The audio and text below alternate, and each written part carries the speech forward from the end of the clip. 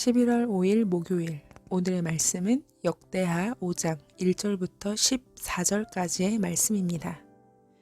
여러분은 어떤 사람이 너무너무 보고 싶어서 그 사람을 만날 생각에 두근거리고 잠도 안 오고 매우 설레어서 마음이 할 일 없이 요동친 적이 있으신가요? 오늘 역대하 5장의 말씀을 보면 하나님을 보고 싶어서 너무나 설레는 이스라엘 백성들의 마음이 참 많이 느껴집니다. 역대하 5장의 내용인데요. 좀 정리해서 말씀드릴게요. 솔로몬이 성전을 건축합니다.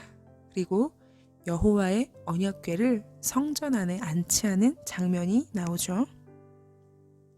규례를 따라 레위 사람들이 언약궤를 메어 지성소에 모시자 하나님의 영광이 성전에 임합니다. 우리가 문자적으로만 성경을 본다면 이 장면을 정말 성의 없이 대충 스쳐 지나가듯 읽을 수 있어요.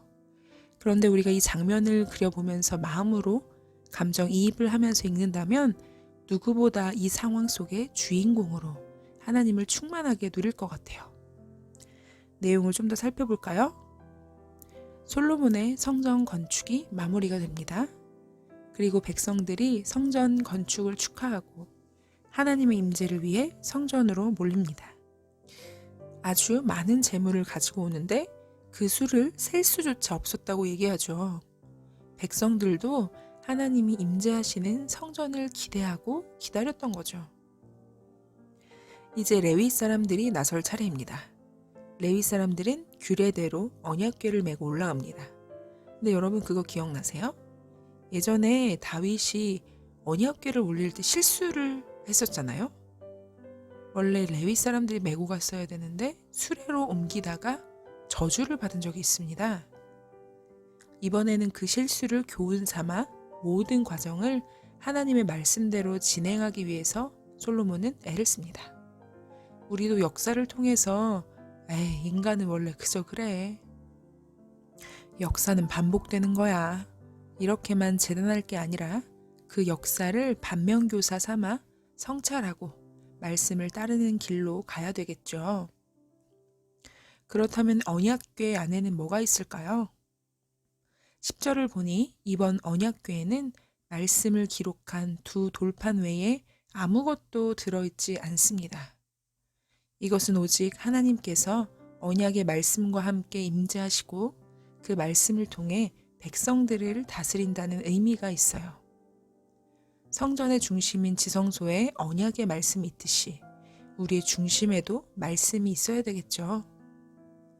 저도 목사라는 직분을 가지고 있지만 누구보다 말씀을 읽어야 되고 누구보다 말씀을 연구해야 하는데 시간에 쫓기고 사역에 쫓기면 어쩔 때는 그런 시간을 확보하지 못하는 날도 있어요.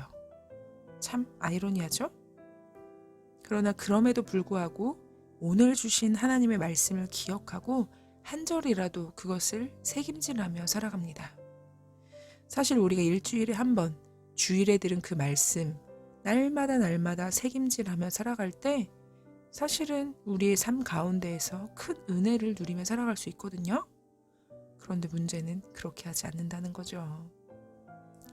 근데 말씀이 없다면 우리는 아주 심하게 흔들리는 갈대와 같아요. 말씀 없다면 마음에 확신이 생기지도 않습니다. 요동치며 어찌해야 할 바를 갈 바를 몰라 헤맵니다. 말씀은 우리에게 확신을 주고 우리의 갈 바를 알게 하고 우리를 요동치지 않게 하는 진리의 말씀이에요. 그래서 우리가 무엇보다 말씀을 사모하는 게 참 중요하죠. 본문으로 돌아와서 이제 모든 것이 끝났습니다. 모두가 하나님을 신나게 찬양하죠. 영원하신 하나님의 선과 자비를 노래합니다. 그리고 하나님께서 짜잔 하고 나타나세요. 그런데 하나님의 영광이 나타나는데 구름으로 가득 차요.